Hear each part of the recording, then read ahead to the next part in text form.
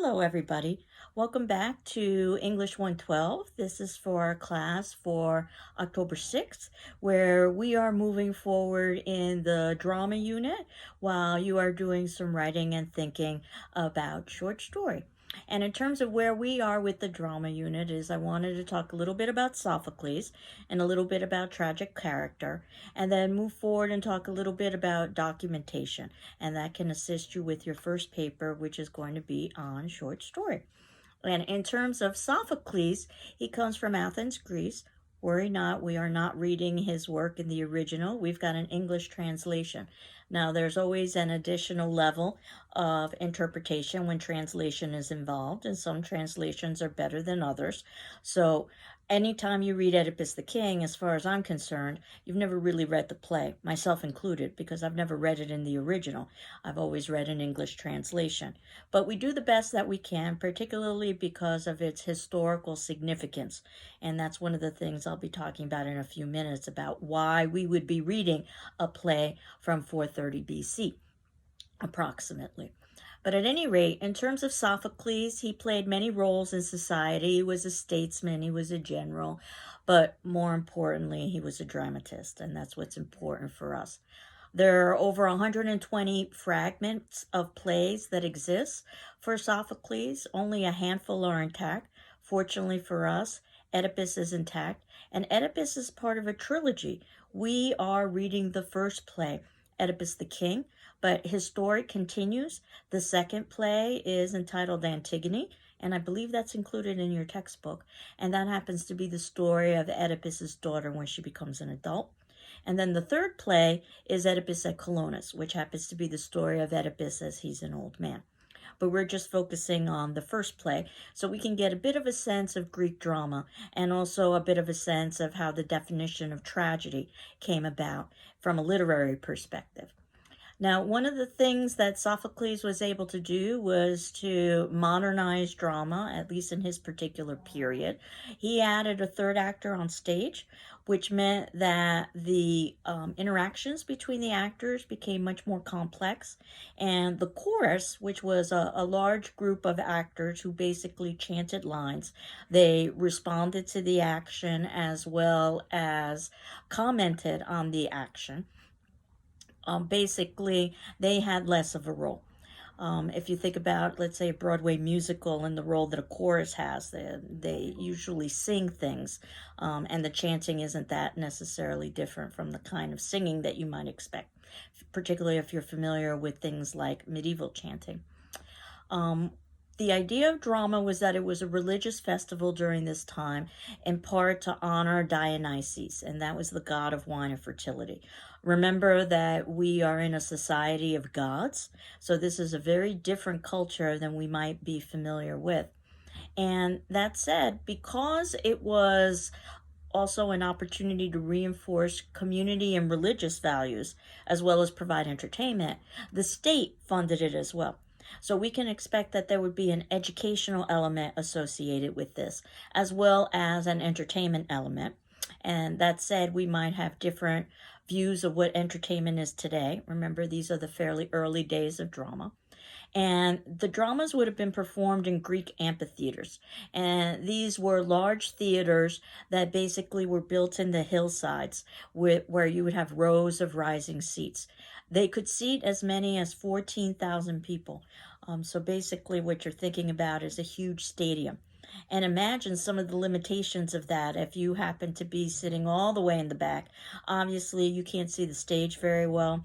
Obviously, there isn't technical equipment to help show us what's on stage, things like video screens. There aren't microphones. There isn't electricity, nothing of that nature. So they had to utilize a whole host of conventions that might seem a bit odd in our time period in order to make that play accessible to the audience members. So when we watch a performance, which is what we are going to be doing next class, you'll see that that particular performance is going to seem rather odd. And the reason why is because they're trying to duplicate much of what we might have experienced if we were watching in a Greek amphitheater. They were known as marvels in acoustics, but that said, obviously volume would still be a challenge. So that oftentimes there were amplification devices that were included in the actors' masks. In other words, actors wore masks, and this was an easy way or an easier way for audience members to differentiate different actors on stage, particularly if the audience members were seated very far away and really couldn't see who the actors were. That said, the chorus also helped to amplify language because they would be in unison, many people chanting the same lines, and that, of course, would increase volume as well.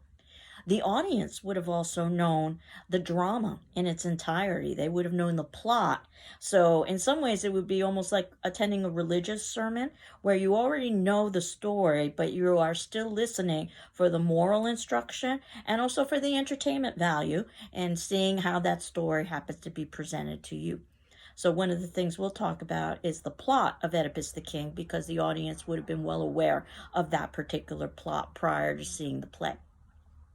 So in addition to the actors wearing these large masks, they would also wear these large padded costumes and platform shoes to make them appear larger than life, again, to help with visibility. And there is a term that you might have heard of called Deus ex machina, which means God from the machine, that was invented from this particular time period. Basically, these were mechanical devices that were used, pulleys and so forth, in order to provide, for lack of a better word, special effects. So you could have a god lowered onto stage or perhaps raised onto stage. The way we use that term now in modern times is basically any kind of artificial device to put resolution to a plot. For instance, watching an entire play or movie or television show and then at the ending realizing that it was all just a dream. So this is an artificial way of putting resolution onto things. So some of the themes that we can expect to see would be things like hubris, which means excessive pride. And that's something definitely we'll see in Oedipus the King. And the idea of catharsis. And this gets us to our second reading today on tragic character by Aristotle, who's probably best known as a philosopher, but he also dabbled in literary criticism.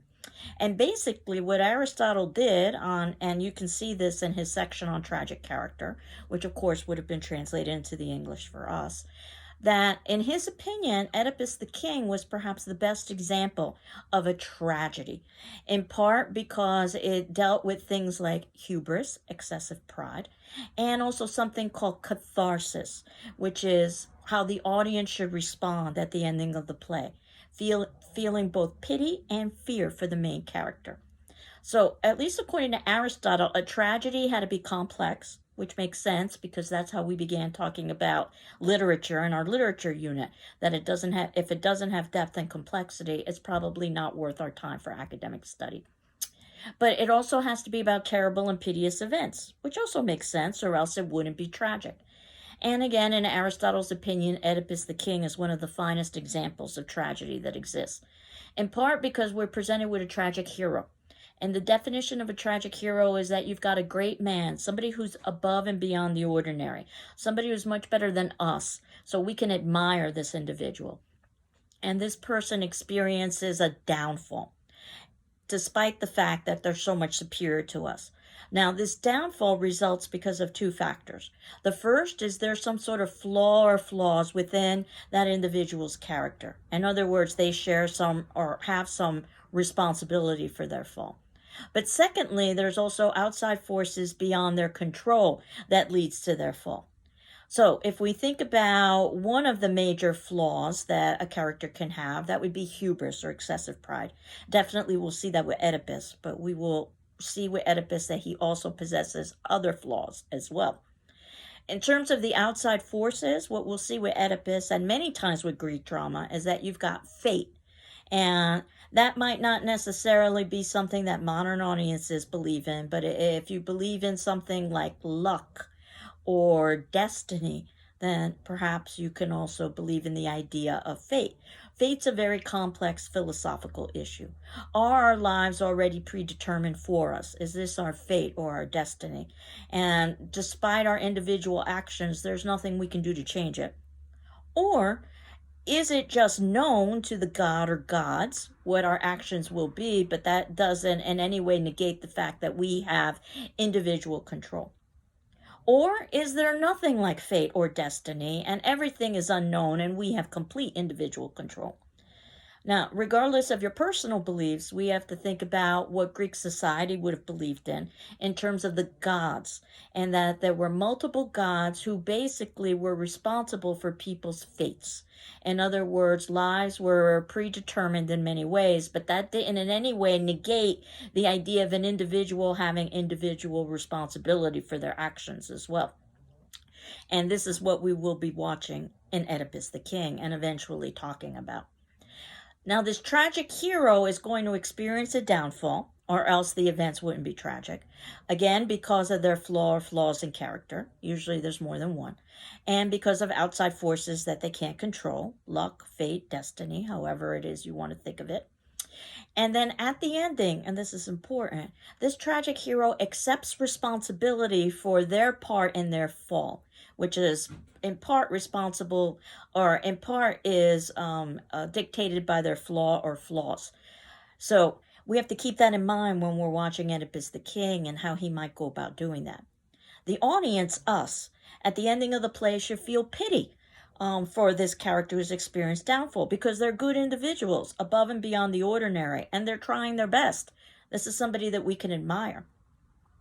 We should also feel fear, because if this person is above and beyond the ordinary, so much better than we ourselves are, if they can experience that kind of downfall, we can experience that kind of downfall. So this is a cautionary tale for us to avoid the flaw or flaws in the drama, because we'll experience a similar downfall, probably much more significant. And then the characters themselves, as much as possible, need to engage in actions that seem to be necessary and probable.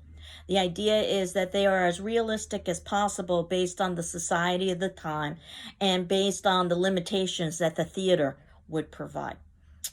Now, you may have heard of the Oedipal complex by Sigmund Freud, a great psychologist, oftentimes credited with being the father of psychology. And his term, Oedipal complex, actually comes from Oedipus the King. What's unfortunate about it is that he used the term very loosely. So his idea behind the Oedipal complex is that, if you haven't already studied this in psychology, that young boys are attracted to their mothers sexually and see their fathers as competition. There's another complex called the Electra complex that Freud also came up with, that young girls are sexually attracted to their fathers and see their mothers as sexual competition. Now, Freud's fallen out of favor in terms of many of his theories, especially his obsession, there's really no other way to say it, with sexual motivation. But in terms of how he came about using Oedipus the King, obviously Oedipus the King is a very different story than a young boy who has sexual urges for his mother. But if you were going to go on to page 1127, you will get the summary of the plot of Oedipus the King, which I will also tell you as well, because if you will remember, audience members would have been well aware of the plot prior to watching the play. But that doesn't in any way negate the fact that you have to watch the play and also read the play. We have several classes devoted to this play, and you can see that the reading experience will be different than watching it. And obviously, because we have a translation, our language in our text will be different than the language we hear in the performance, but the content will be the same. Part of the difficulty is that Oedipus the King is oftentimes written in poetry, and poetry is reliant on the sounds of words, which is particularly problematic for translation, because you can translate for content or you can translate for sound. It's very difficult to do both equally well. But in terms of the plot of Oedipus the King, the play begins media res, which means the play begins in the middle of the action, where we have Oedipus, who is a king of a kingdom that is suffering from plague. And as a good king, he needs to determine why it is the gods are punishing them with illness and plague. So Oedipus sends out individuals from his kingdom to consult with oracles to see why the kingdom is suffering. And the response is always the same, that Oedipus himself is responsible for the plague. And Oedipus doesn't believe it. He's filled with anger and temper. He accuses the individuals, including his own brother-in-law, of trying to steal his kingdom or making things up. Oedipus consults with a prophet, Remember, this is a society that would believe in prophets. The prophet is supposed to see into the future and know the truth. The prophet, his name is Tiresias. He's physically blind. However, this prophet has insight. He's able to see into the past, the present, and the future. And Oedipus consults the prophet, and even the prophet, Tiresias, tells him, well, Oedipus, you're responsible. And Oedipus, again, in a fit of anger and a fit of hysteria and paranoia, dismisses it all. How could he possibly be responsible? And then as the play unfolds, we get some backstory. And if you haven't figured it out already, the backstory is going to show that, yep, Oedipus was indeed responsible for the plague. So how did all of this happen? Basically, when Oedipus was first born, when he was a baby, his parents, Jocasta and Creon, went to consult with the prophets, the gods, to get the prophecy of their son's life. And the god said that your son is going to live a very tragic life where he will kill his father and end up marrying his mother. His parents are horrified by this. Remember, this is all pre-play. We learn this after the fact. They decide to have the baby killed. That's the only way that they can prevent this tragedy from happening. So they give the baby to a servant in order for the servant to kill the child. The servant doesn't kill the child. The servant abandons the child. It turns out that this baby is found by the servant of another kingdom, brought to another kingdom. It turns out that king and queen are childless. They adopt this child and raise it as their own and never tell this child that this child is adopted. The child being, of course, baby Oedipus.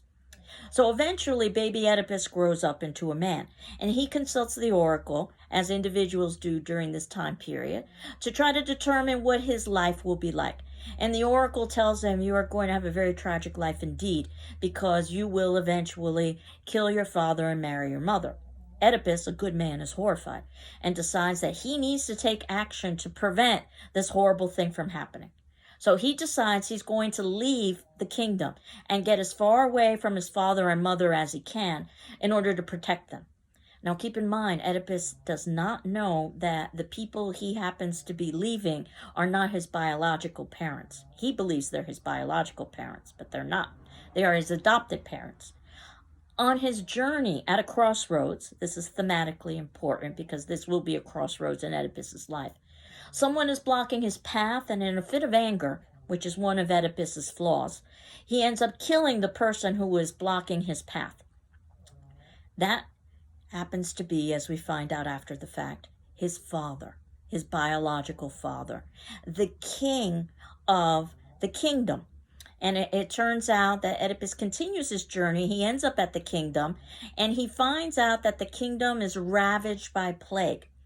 And there is a terrible monster called the Sphinx that is responsible for this plague. And the only way to eliminate the plague is to solve the riddle of the Sphinx. There's a long literary tradition that you need to solve riddles in order to be able to eliminate things like illness and death. And Oedipus is the only individual who's able to solve the riddle of the Sphinx, illustrating his incredible level of intelligence. No one else is able to solve the riddle. And the riddle, if you're curious, happens to be what walks on 4 legs in the morning, 2 legs in the afternoon, 3 legs in the evening. The answer happens to be man, that we all walk on 4 legs in the morning when we crawl as babies. We walk on 2 legs in the daytime because we are upright and adults. And then we walk on 3 legs in the evening, which is old age, when we are using a cane for assistance. This will end up being a very ironic prophecy because Oedipus will end up fulfilling it himself.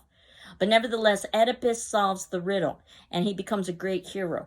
And it just so happens coincidentally that the king of the kingdom has been killed. So Oedipus is given the kingdom as a thank you for being able to eliminate the ravages of the Sphinx. And he also gets the queen, who's recently widowed. And again, you can probably figure out that the queen he will eventually determine is his biological mother. But he has no idea of this, neither does she, and they end up marrying and having children. In other words, the products of incest. And this is what has angered the gods for present day, which is where the play begins.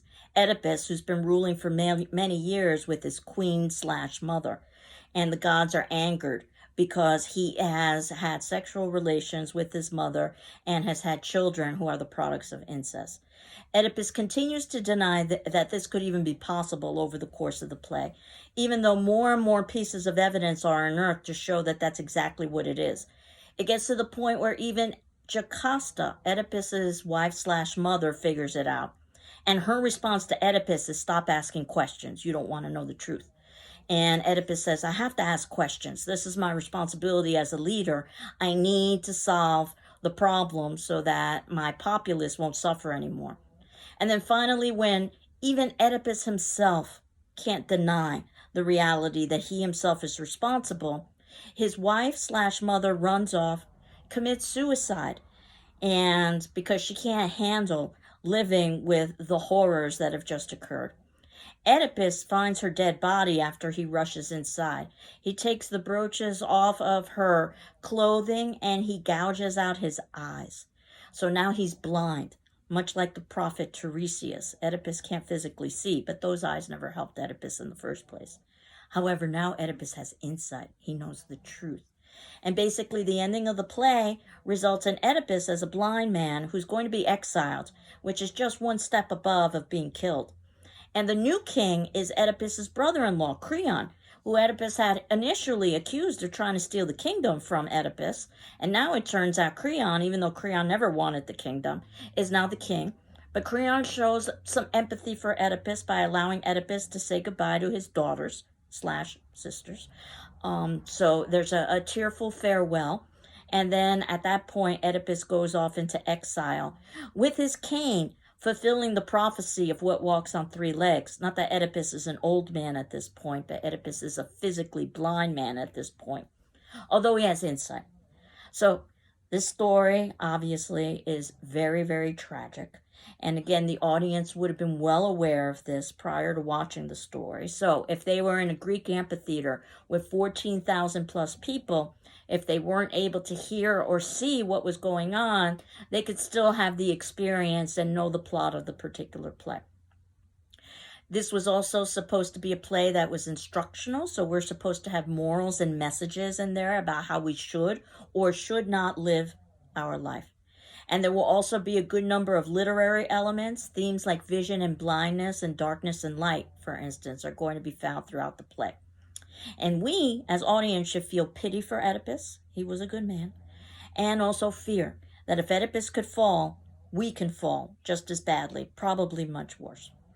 And we'll talk more about Oedipus the King after you've seen a performance of it.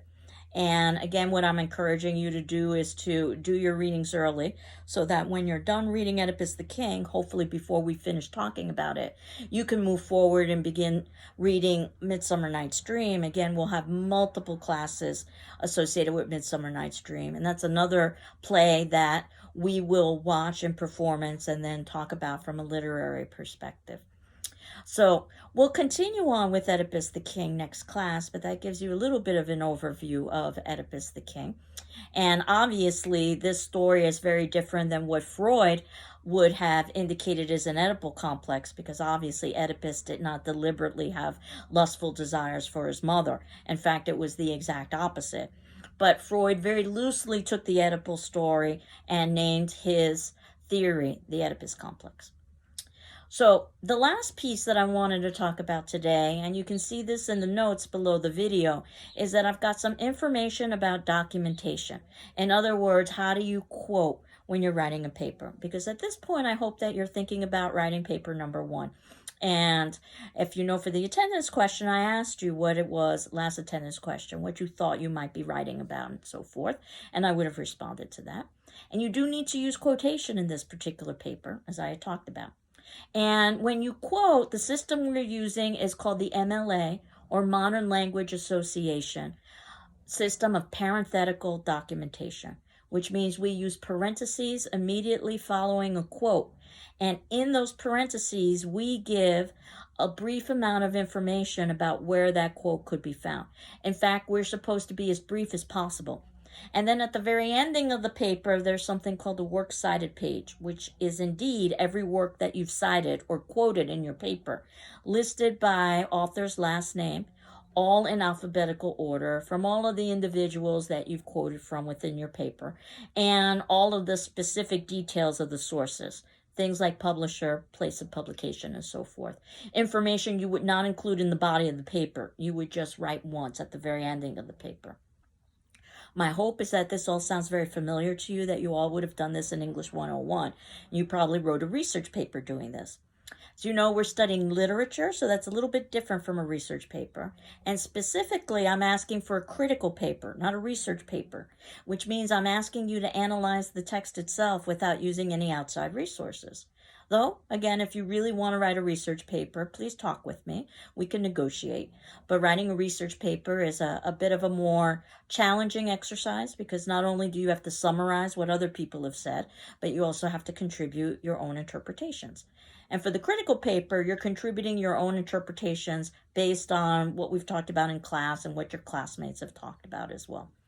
So you do need to use some quotation from the text where appropriate to support your particular arguments. And basically, you can see in the notes below this that I have some examples of how you would go about doing that. So what you would do is you would give your quote, and then immediately after your quote, you would open up your parentheses, put the page number, close your parentheses, and then your ending punctuation. Since we are working with texts that aren't going to require you using outside resources, this should be fairly simple, because you should be working with just one author. Obviously, this becomes much more complex when you've got multiple authors. A page number might not be sufficient in the parentheses. You might have to add the author's surname. If you're using multiple texts from the same author, you might even have to put the title of the text. If you're using a website, you might have to put the website address or whatever the case may happen to be. But basically, on the simplest of levels, what you do is immediately following the quote, in parentheses, you put the page number, which is what you would be doing. And you can see that with the example that I've given you, punctuation after documentation, with the quote, Krebs went to the war from a Methodist college, unquote, open parentheses, 162, close parentheses, period. 162 is the page number. No, you don't need to write page or PG or anything of that nature. If it turns out that you're not done with your sentence, you don't have to put a period at the ending of the parentheses. Just continue on with your sentence as you normally would. And that you can see is in your example with sentence continuation after documentation. And here's the example. Although, quote, Krebs went to the war from a Methodist college, unquote, in parentheses, 162, close parentheses, he cannot pray with his mother. So you can see I continued on with my sentence and then ended it. Now, you do have some options in terms of quoting. You can insert your own voice in a quote. It's not done often. You don't do it for commentary. You do it to clarify something. More often than not, a pronoun. Pronoun takes the place of a noun. That's unclear as to who it's referencing based on the way that you've put together a quote. So you're using a he or she or it, and based on the quote that you've selected, we're not sure as reader in the paper who the he is or who the she is or what the it is. So here's an example. Under the example insertion, quote, even his, and then next to his, I've got a square bracket, the word Krebs, and then a closing square bracket. Lies were not sensational, unquote. And then I've got my parentheses, 162, close parentheses, period. So the quote was, even his lies were not sensational, but it might be unclear who the his is in reference to. So if you wanted to add your own commentary, use square brackets, not parentheses, immediately after the thing that needs clarification. In this instance, it's the pronoun his. Again, you only do it in very rare occasions, not for commentary. You can also omit part of a quote. And the reason why you would do that is because it's just not relevant. You wouldn't omit part of a quote because you want to change the meaning of the quote. Now, keep in mind, you get to decide where to begin and end a quote. So obviously, you've omitted everything before the decision you've made to start your quote. And you are omitting everything after you've decided to end your quote. So the omission is between those two endpoints, the beginning point and the end point that you've decided. If in between those 2 points, A and B, you decide you want to omit something, just because it's not relevant, we use what's fondly known as the 3 periods. Technically, it's known as an ellipsis, or it could be known as ... And you can see that under the example under omission with the sentence Krebs, comma, quote, during this time, ... was sleeping late in his bed, unquote, parentheses 162. So basically what you're seeing here is that I left out a few words that occurred after the word time, but before the word was. That's what those 3 dots represent, and that they were not essential to the meaning of the quote, in my opinion. Now, all of this is basically for the reader so that they can verify the truthfulness and the veracity of your quoting. So most readers won't do that, but again, you want to make sure that you're doing it correctly. Now, that said, I know that for some of you, this is old hat, and I'm sorry if I bored you. For some of you, this is new material, and you're thinking, well, I'm flying through this. And certainly, I can meet with you, or you can contact me, and I can talk about this in greater depth. But I have 2 specific websites to assist you in terms of quoting. One happens to be Purdue OWL, which you might have heard about in other English classes, and you can see that I've included that website there. And basically, they talk about the entire writing process, not just quotation, through Purdue University, but it's open access to everyone, whether you're a student or not. It's a great resource. And don't forget our GCC library, which is the second link that I've included there. And in the GCC library, they have a particular link devoted just to writing and citation guides. Keep in mind that there are different rules for quoting for different disciplines. So in the sciences, you would use a whole different system called the APA, the American Psychological Association. In the humanities, that includes English classes, and that means us, we're using the MLA, the Modern Language Association. And if you'll remember, in the early set of readings that I had assigned from our textbook, there were examples of sample papers so that you can see how a sample paper is written, and also you can see how documentation is done, which we will be revisiting as well as you get a little bit closer to handing in your first paper. But at this point, I thought that we could put closure on today's class. Next class, I'll be including a link about Oedipus the King. I'll briefly introduce the play, and then basically your assignment is to watch the play in its entirety. For today's attendance question, I wanted to continue on with this idea of your first paper. So my next question about the first paper, and this would be due Wednesday, the 7th of October at 10 a.m., though of course if you need an extension, just ask me. What do you think will be your biggest challenge writing paper number 1? Remember, paper number 1 is on short story, and why? So what do you think will be your biggest challenge writing paper number 1, and why? And perhaps I can assist you with my response. So I hope you're well. I'm well. And we'll continue on talking about Oedipus the King and our writing assignments. Take care. Bye-bye.